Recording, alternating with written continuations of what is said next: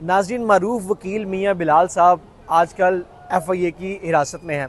उन पर FIR भी दर्ज हो चुकी है। वो FIR क्या थी और आज उनका जिस्मानी रिमांड जो है फिर से ले लिया गया है। तमाम तफसीलात जानते हैं नासिर भाई से, जो कि सीनियर कानूनदान भी। अच्छा नासिर भाई, ये बताइएगा ये केस है क्या बेसिकली? बेसिकली ये जो केस है ये भोंडा केस है और ये गलत केस बनाया गया बिलाल के ऊपर। बिलाल आपको पता है वो एक बहुत बड़ा अपनी लॉ फर्म चला रहे हैं लाहौर में, और इवन वो पूरे पंजाब में, पाकिस्तान में पेश होते हैं। तो उनके ख़िलाफ़ जो है वो एक पार्टी है जिनकी दो पार्टीज़ का आपस में एग्रीमेंट होता है वीज़ा से रिलेटेड, और वो जो कंसल्टेंसी है उसमें बिलाल साहब देते हैं, और उनके ऑफिस में बैठ के ये जो सारा मामला है ये तय होता है, जिसमें वो 9 लाख रुपए अपनी कंसल्टेंसी फ़ी जो है वो चार्ज करते हैं उनसे, और वो बैंकिंग चैनल के ज़रिए उनके अकाउंट में आती वो कंसल्टेंसी फ़ीस जो है। उसके बाद वो दूसरी जो पार्टी है वो जाके उनको वो जो नईम है उसमें एक को अक्यूज़ है जो कि अब स्कॉन्डर है, वो भागा हुआ है, तो वो जाके उसको कंप्लेन करते हैं FIA में। FIA जो है वो बुलाती है, ठीक है। उसको बुलाती है, वो आता नहीं है और वो अब्सकॉन्ड कर जाता है। मीनवाइल जो है वो बिलाल को बुलाया जाता है कि जी आप आएँ और आपको जो है वो यहाँ पे आपकी सेटलमेंट करवा देते हैं। जब बिलाल वहाँ पे जाता है तो इसको गिरफ़्तार कर लिया जाता है और पता चलता है कि जी FIR जो है वो ऑलरेडी रजिस्टर्ड हो चुकी है। तो ये मैं समझता हूँ एक बहुत बड़ी नाइंसाफ़ी है, अनफॉर्चुनेट है। ये इस तरह के रवैये नहीं होने चाहिए, और अगर वो कहीं पे कोई ऐसी चीज़ थी भी तो उसका एक ड्यू प्रोसेस ऑफ लॉ है जिसको अडॉप्ट करना ज़रूरी था, और वो अडॉप्ट होना चाहिए इन एवरी केस। ये नहीं कि हम बिलाल के केस में कहते हैं, किसी भी केस में जो है वो आप अनहर्ड किसी को जब उसको कंडेम करते हैं तो ये जो है वो बुनियादी जो कानून का ढांचा है ये उसके खिलाफ है।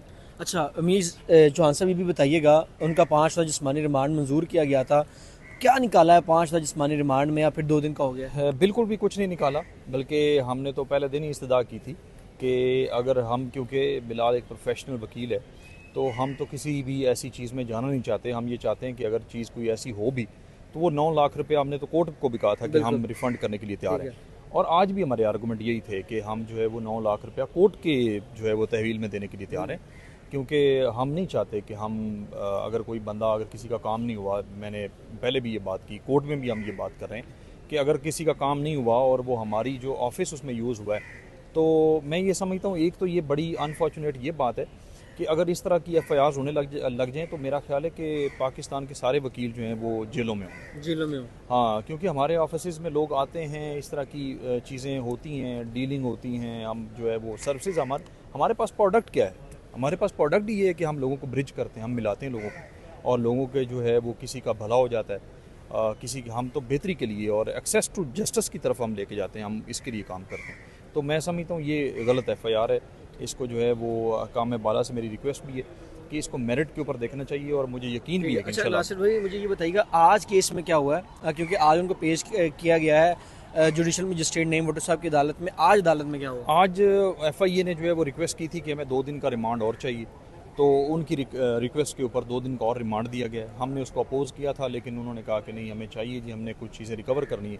जबकि क्या क्या चीज़ें रिकवर करनी है? वही चीज़ें रिकवर करनी है हमने, जो है वो पेमेंट है, तो वो पेमेंट तो हम ऑलरेडी कह रहे हैं, उसके अलावा तो कोई रिकवरी बनती नहीं है उसके ऊपर। ना उसने कोई, उसमें पिस्टल आपने बरामद करना है, उसके ऊपर जो है वो आपने वीज़ा स्टैंप बरामद करनी है, कोई ऐसी चीज़ है, डॉक्यूमेंटेड कोई चीज़ है, तो वो भी नहीं है। वो ऐसी, मतलब आप ये कहें कि एक FIA का कानून बन चुका है कि एक वो आप कह सकते हैं कि रबड़ स्टैंप है कि वो जितने दिन का रिमांड मांगते हैं कोर्ट्स उसको देती रहती हैं। तो मैं ये समझता हूँ कि ये गलत प्रैक्टिस अच्छा, है। बार की जानिब से क्या मौक़िफ़ सामने आया? क्योंकि लाहौर हाईकोर्ट बार की बात करें या लाहौर बार की बात करें, वो तो कहते हैं कि अगर आपने किसी वकला किसी शख्स के ऊपर, किसी वकील भाई के ऊपर आपने FIR दर्ज करनी है, आप पहले बार से मुशावरत करें फिर FIR दर्ज करें, लेकिन ये सिर्फ पेपर वर्क के मामला में होता है, कोई मुशावरत नहीं की जाती। कहने की हद तक ये चीज़ें अच्छी लगती हैं, बाकी प्रैक्टिकली ऐसा नहीं है। प्रैक्टिकली जो है वो आपके सामने पुलिस बल्कि कितनी ज़्यादतियाँ कर रही है, वो आपके सामने एक वाक़या, मैं उसको जानना नहीं चाहता उसकी तफसील में,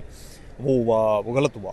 और इसी तरह से जो है वो अभी बिलाल के मामले में भी बार की तरफ से कोई ऐसा स्ट्रॉन्ग मैसेज नहीं आया जो कि आना चाहिए। मैं रिक्वेस्ट करूँगा हमारे सदर मोहतरम से, लाहौर बार से भी और हाईकोर्ट बार से भी, कि इसके ऊपर एक स्ट्रॉन्ग रिएक्शन आना चाहिए, ठीक है। और इदारों को तंबी होनी चाहिए कि आप जो है वो इस तरह की चीज़ें ना करें, और ये प्रैक्टिस और ये मामूल जो है ये गलत है।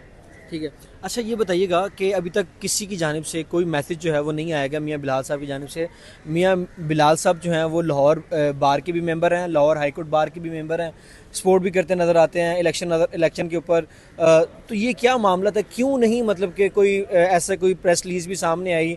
क्या मतलब कि वकला जो है उनसे नाखुश हैं, क्या मसला क्या है? नहीं नहीं, ना खुश वाली बात कोई नहीं। पहली बात रही कि हम ये नहीं चाह रहे थे कि हम इसको पब्लिसिटी को स्टंट बनाएं। हम इसको बाकायदा तौर पे प्रोफेशनली तरीके से लेकर चलना चाह रहे थे। ठीक है। और अभी अगर ज़रूरत पड़ी तो हम इन्वॉल्व करेंगे और उसके ऊपर प्रेस रिलीज़ भी जारी होगी, और अगर हमें ज़रूरत महसूस हुई तो उसमें जो है वो हमारी जितनी भी बॉडीज़ हैं वो इन्वॉल्व हो सकती हैं। ठीक है। लेकिन जैसे मैंने गुजारिश किया कि हमने पहले हमारी कोशिश यही थी कि हम उसको अच्छे तरीके से और बाय बुक हम चलें। ठीक है। अभी मुझे ये चीज़ एक और बताइएगा, अभी आपने देखा कि रजब भट्ट की और मियाँ बिलाल साहब की सुलह हो गई है, तो जो इस केस को पहले देख रहे थे मियाँ बिलाल साहब, आशा जट्टी वाला केस, अब वही केस देख रहे हैं फयाज रामे साहब। क्या अब मैं ये कह सकता हूँ कि इन दोनों का तसादम हुआ है, इस वजह से मामला ख़राब हुए हैं? इसके ऊपर मैं कोई कमेंट नहीं कर सकता। उसकी रीज़न ये है कि मेरी शनासाई नहीं है। रामे तो मेरा भाई है छोटा, वो भी क्लास फेलो है, बिलाल भी क्लास फेलो है। तो अभी रजब को तो मैं जानता भी नहीं हूँ, बस इस हद तक जानता हूँ कि वो सोशल मीडिया इन्फ्लुएंसर हैं।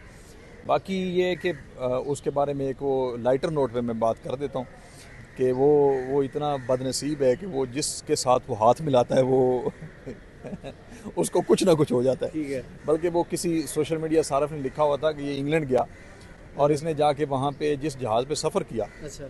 वो जहाज़ 8 दिन के लिए रनवे पे खड़ा रहा, और बाद में पता चला कि जी उसका जो है ना वो गियर बॉक्स अच्छा, वो ख़राब हो खराब हो गया। गया। और गियर बॉक्स कंपनी से रब्ता किया गया, बाइंग कंपनी से, उन्होंने कहा जी इसका गियर बॉक्स ही नहीं है हमारे पास। अच्छा। तो ये एक आप ये कह सकते हैं कि वो जिससे हाथ मिलाता है वो बेचारा किसी न किसी जिससे हाथ में तो उसकी गुड्डी भी तो चढ़ जाती है। उसके वो क्राइसिस में आ जाता है। असल में गुड्डी चढ़ना ये नहीं होता कि वो बंदा क्राइसिस में आ जाए। तो ये है, हमने ये नोटिस किया है और मुख्तलिफ सोशल मीडिया प्लेटफॉर्म्स पे देखा है। बाकी ये है कि वो प्रोफेशनली लेके चल रहे हैं अपने अपने केसेस को, क्योंकि सब ने अपने अपने बेहतरीन वकील हायर किए हुए हैं। तो उसके ऊपर मेरा ख्याल है हमें कोई लंबा कानूनी तबसरा करने की जरूरत नहीं है। अच्छा, फयाज रामे साहब से आपकी कोई बात हुई है इस केस के हवाले से? क्योंकि सोशल मीडिया पे एक वॉइस नोट गर्दिश कर रहा है कि जी मैं 18 तारीख को आवांगा कि जो तुसी करना है कर लेना। ये मियाँ बिलाल साहब की कुछ फुटेज थी, ऑडियो थी जो फयाज रामे साहब ने हमें सुनाई थी। नहीं, मेरी उससे भी बात। चलें, बहुत शुक्रिया। हमारे साथ नासिर चौहान साहब मौजूद थे जो कि सीनियर कानूनदान भी हैं, और तमाम तफसीलात जो हैं वो आपने सुनी। आज केस के हवाले से भी जो आगाही थी वो आपको फराहम की। जो इस केस में अपडेट होती रहेगी आपको बताते रहेंगे। तब तक के लिए अपने मेज़बान नातिक रेहान को दीजिए इजाज़त। अल्लाह ने के बाद।